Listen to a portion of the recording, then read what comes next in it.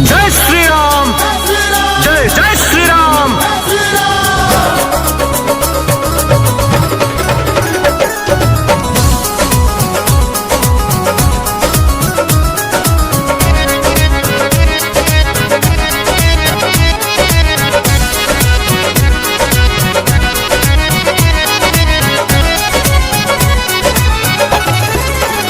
कि भगवा रंग में रंग दे रहे, कि भगवा रंग में रंग दे रहे ओ मेरी मैया मेरा चोला। भगवा रंग में रंग दे रे ओ मेरी मैया मेरा चोला। कि भगवा रंग में रंग दे रहे ओ मेरी मैया मेरा चोला। भगवा रंग में रंग दे रे ओ मेरी मैया मेरा चोला। अवध की गलियों में फिर निकला राम लला का डोला।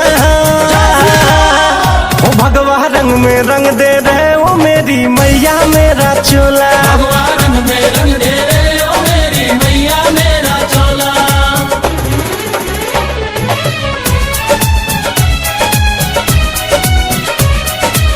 तारीख भी बता दिया मंदिर भी बनाएंगे, तारीख भी बता दिया मंदिर भी बनाएंगे।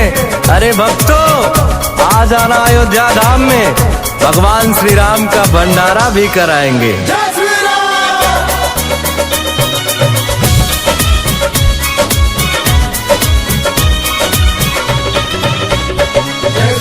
कि राजा राम की सेना है हम न किसी से डरते हैं। चाहे अंजाम जो भी हो पर संग्राम करते हैं। मेरे सीने के अंदर श्री राम बसते हैं, इसीलिए लोग हमें वीर हनुमान कहते हैं।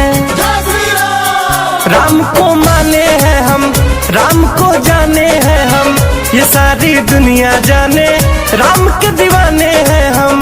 ये सारी दुनिया जाने राम के दीवाने हैं हम। ये चोला जब पहने हनुमत तब ही लंका डोला। कि भगवा रंग में रंग दे दे ओ मेरी मैया मेरा चोला। भगवा रंग में रंग दे रे ओ मेरी मैया मेरा चोला।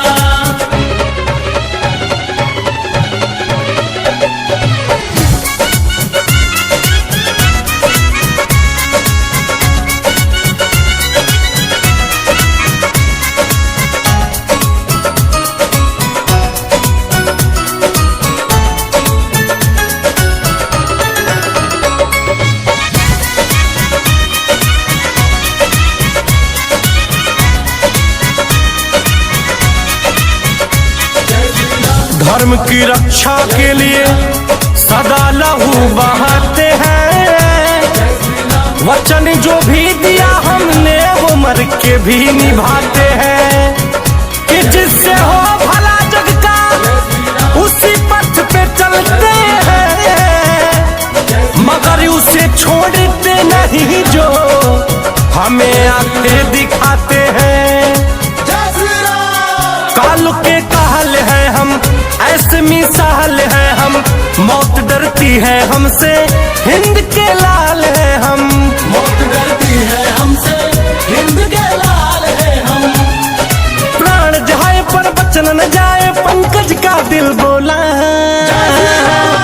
कि भगवा रंग में रंग दे मैया रे रीते सारा का चोला।